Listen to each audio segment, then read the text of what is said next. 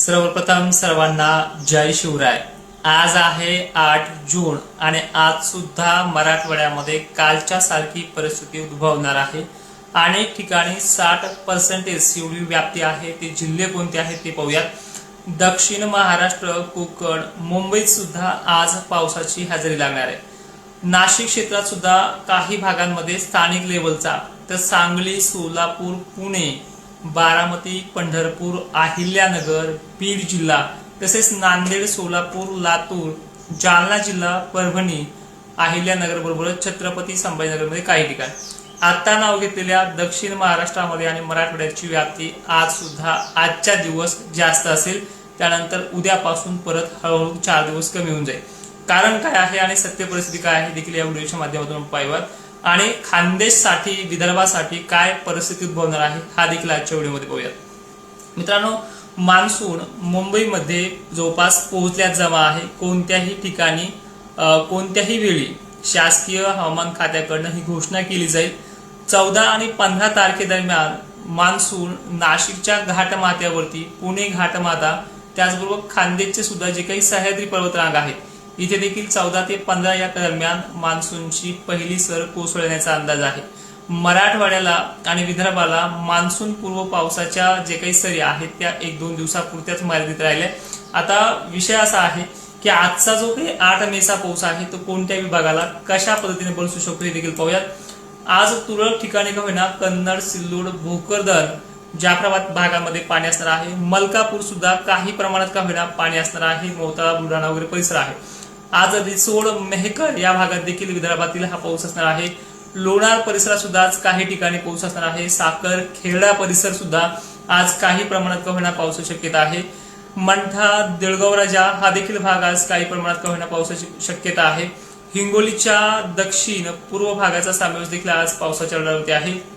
नांदेड मात्र हदगाव, वसमत, डिग्रज, जिंतूर, सेलू, परभणी, त्याचबरोबर उत्तरेकडील भाग रिसोड, हिंगोलीचे उत्तरेकडील पुन्हा भाग जे आहेत वाशिम जिल्ह्याकडील, त्यांना देखील पावसाची आज शक्यता आहे।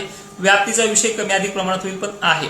डिग्रज मध्ये काही प्रमाणात आहे, यांना सर्वदूरची व्याप्ती नाहीये, जसं नेहमी सांगतोय त्या पद्धतीनं, पण आज थोडीशी चांगली बदल जो आहे या उत्तरेकडील भागांना होणार आहे। त्याचबरोबर किनवटला सुद्धा मेघगर्जनेसह काही ठिकाणी पाऊस असेल। यवतमाळ, वर्धा देखील आज तुरळक ठिकाणी पाऊस असेल। पूर्व विदर्भाच्या नागपूर जिल्ह्याला आणि भंडाऱ्याला काही ठिकाणी असणार आहे, सर्वदूरची व्याप्ती नाहीये। मात्र सर्वदूर सारखाच कोकणामध्ये, सांगलीला आणि कोल्हापूरला जवळपास मान्सून सर्वदूर सारखाच बरसणार आहे, आजही कालही। सोलापूरला जी पद्धत काल होती ती सेम आज आहे। काही ठिकाणी अतिवृष्टीचा सुद्धा इशारा इथे राहू शकतो, कारण की परिस्थिती यांच्यासाठी कर्नाटकमध्ये मान्सून चांगल्या असल्यामुळे पोषक आहे।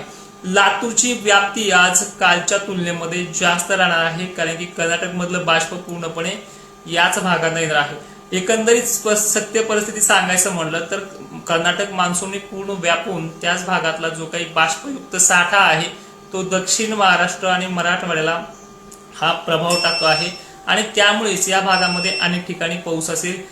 नांदेडसह अनेक भाग आहे। आता एका मिनिटामध्ये हा विषय काय आहे तो क्लिअर करतोय।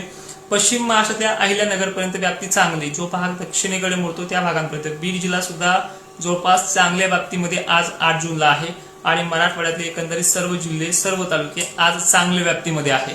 मग याचा प्रभाव आणि थोडी वाऱ्याने अजूनही साथ दिली तर वाशिमला व्याप्ती बऱ्यापैकी मिळू शकते। हिंगोलीला तर आहेच, त्याबरोबर जालन्याला सुद्धा, जसं की काल घनसावंगी, मंठा वगैरे तुरळक ठिकाणी, पण परतूर वगैरे भागात बऱ्यापैकी झालाय। आष्टी वगैरे परिसर, मूर्ती वगैरे परिसर बरा झालाय।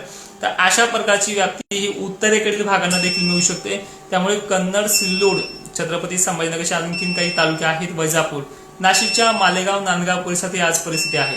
खानदेश आणि जळगावला अजूनही काही दिवस प्रतीक्षा आहे, कारण की इकडनं दक्षिणेकडनं उत्तरेकडे वारे वाहत आहेत, तिकडे बाष्प ट्रान्सफर करतात, पण राजस्थान मार्गे येणारे, एमपी मार्गे येणारे उष्ण वारे त्यांचं बाष्प रोखून धरतायत। ही परिस्थिती इथे पाहायला मिळते।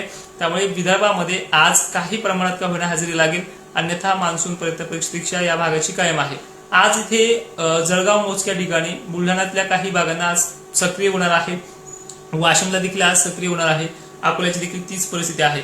एकंदरीत मान्सूनच्या बेरण्यात मागे पण व्हिडिओमध्ये सांगितलंय, सध्या महाराष्ट्रामध्ये सर्रासपणे धुरळ पेरणी केली जाते. सोशल मीडियावरती धुरळ पेरणीबाबत आपण कुठलाच सल्ला दिला नाहीये आणि विषय असा आहे की हा पाऊस अवकाळी 1-2 दिवसापुरताच मर्यादित राहिला, त्यानंतर मान्सून महाराष्ट्रात एंट्री करणार आहे.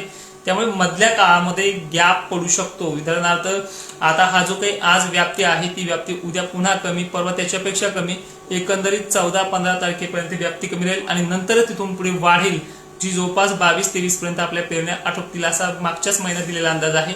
त्या पद्धतीने हे चित्र स्पष्ट होणार आहे.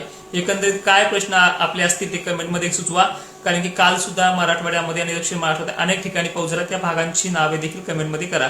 जय शिवराय, धन्यवाद.